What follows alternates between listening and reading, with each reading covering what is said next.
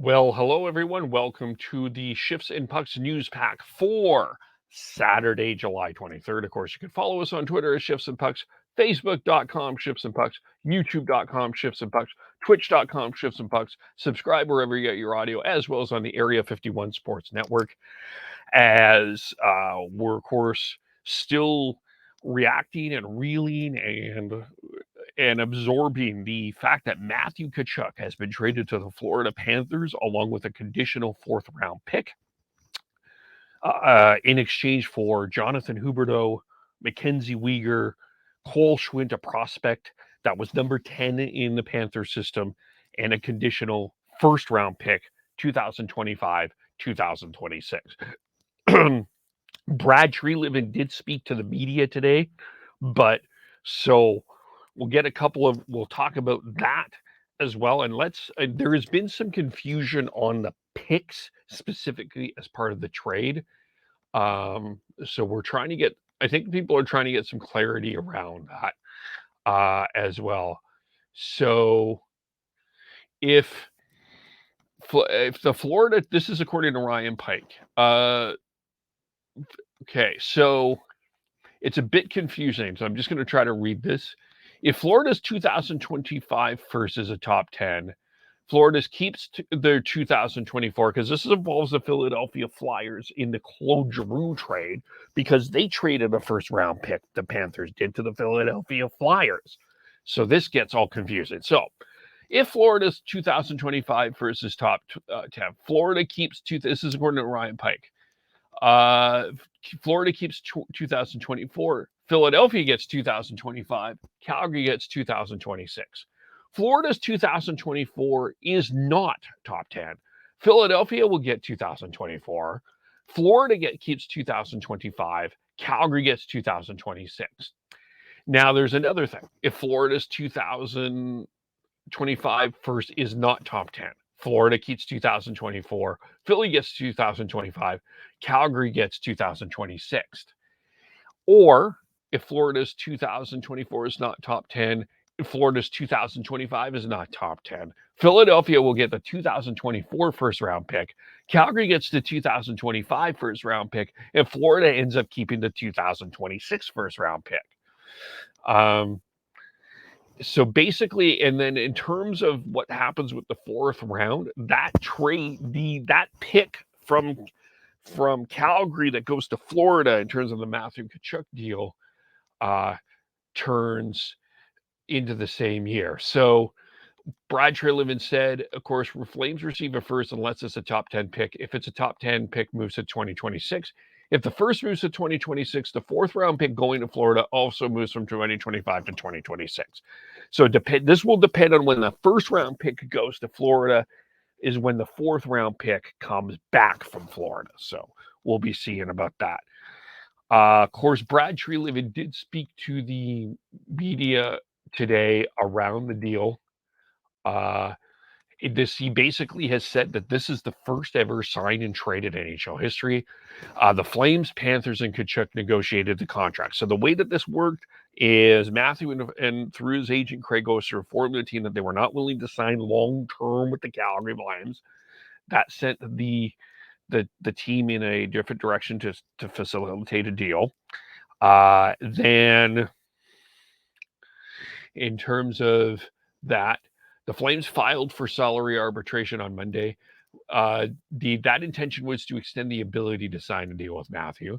There was a list of teams that Matthew Tkachuk team gave for order to sign a long-term contract. Then the trade was made.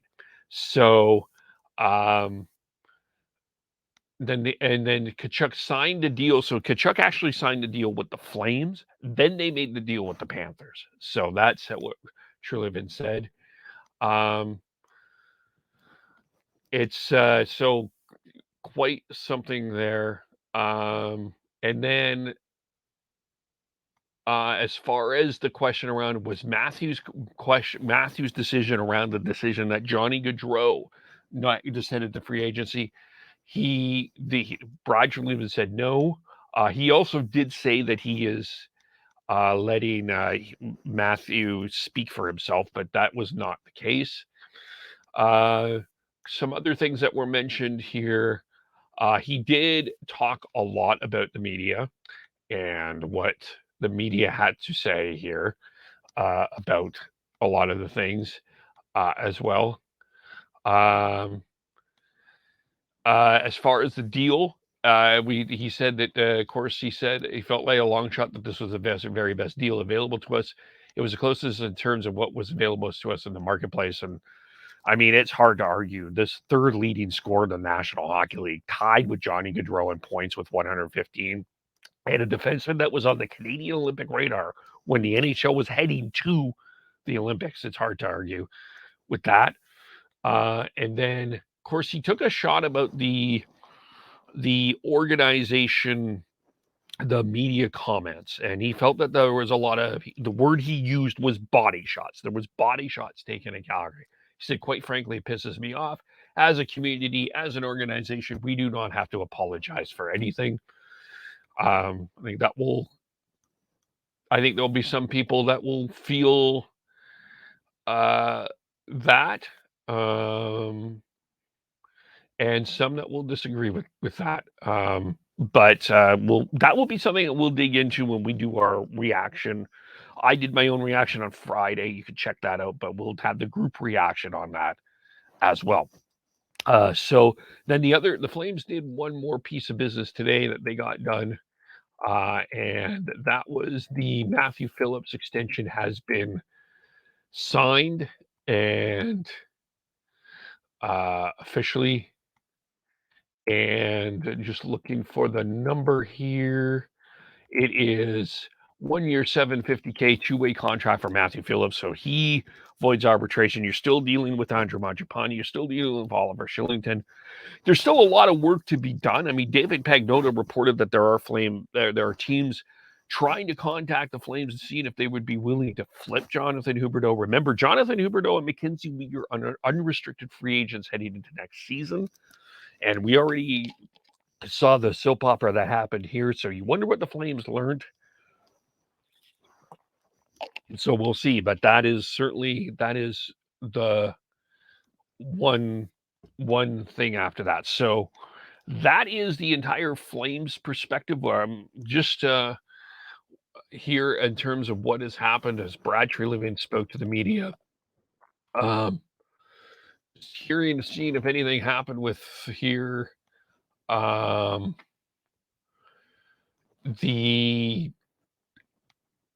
As far as the Florida Panthers go, of course, they did all that deal has been signed. And just going to look here quickly while we're doing this to see if there's any news out of the Panthers in terms of what has been done here, if there's anything said on their part. They've officially announced it. They thanked Jonathan Huberdeau and Mackenzie Weegar. They officially announced the trade. And so everything's kind of hunky-dory to them.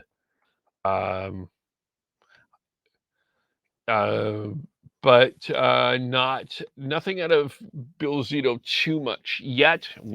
Matthew Tkachuk is scheduled to speak to the media on Monday. So that's that. That's that part of it. Some other news to get into here. Of course, we did just late yesterday. A couple of other things happened that we do want to get into. Oliver Bjorkstrand, and we talked about what the Columbus Blue Jackets needed to do because they signed Patrick Laine to the 4-year contract, but they traded Oliver Bjorkstrand to the Seattle Kraken for a couple of draft picks, a third and a fourth draft pick. He had 57 points in 80 games last season, Bjorkstrand did. It's a third and fourth round pick in the 2023 NHL draft. 28 goals, 29 assists, 57 points for Bjorkstrand. He has 4 seasons left on a 5-year, $27 million contract that he signed on January 26th. The other contract deal that was signed was Pierre-Luc Dubois. He signed a 1-year contract. He signed his arbitration deal with the Winnipeg Jets. Now, if you're following the Jets, and maybe even the Montreal Canadiens, a little bit, there's been a lot of talk about Pierre-Luc Dubois wanting to go to Montreal. But he did sign his deal, 60 points, 81 games last year, 24 years old. 28 goals and 32 assists. Of course, he was the number 3 pick in that Matthew Tkachuk draft that saw Jesse Puljujarvi and Olli Juolevi as well. So those are a couple of other transactions that have happened here as well yesterday. And the LA Kings made a couple of signings today as well.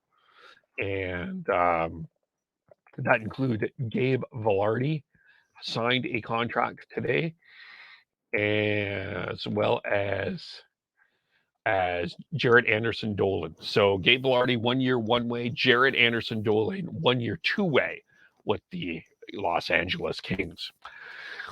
Of course, the other story that has been breaking and developing, of course, we know that the Hockey Canada investigation returns to the Standing Heritage Committee, specifically from July 26th and 27th. There is another, of course, allegation about the sexual assault involving the 2003 team that a group of, according to some reports, up to 6 were involved with. Carlo Coriacovo released a statement today. He was on that 2003 team. Jordan Tootoo also has released a statement today as well. And going to pull that up here. A moment. Sorry about that. He released a statement in regard to that. Just give me, sorry, one moment here. As we were doing this, by the way, we just completed AR Baseball, 3rd episode of Out of Left Field podcast, so you can check that out as well. He's denied his involvement. He sent a tweet today in regards to that, so he's the second player that has done that. Just pull this up here as the internet's a little slow. This is my statement regarding allegations involving members of the World Junior Hockey Team. He added, reporters request had Ian Kennedy, Sportsnet Kevin McGrath, TSN Yahoo Sports Brownie Scott, Ken Campbell, and Ian Kennedy, who's been writing some tremendous threads, by the way, on hockey culture. I recommend you follow that. But this is the statement from Jordan Tootoo as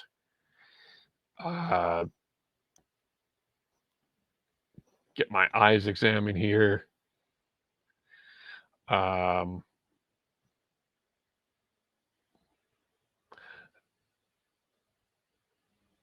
we go. Sorry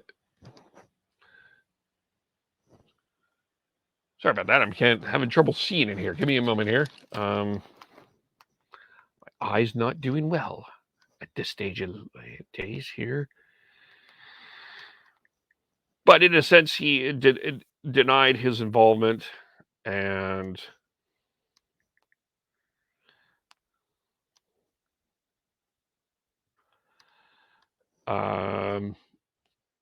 yes.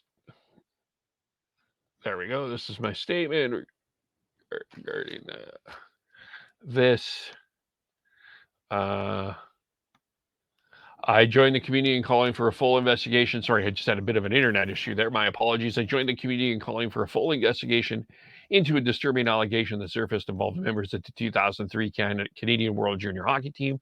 My book chronicles many experiences from the tournament when I was age 19, as well as my journey with alcohol addiction, which started at age 14.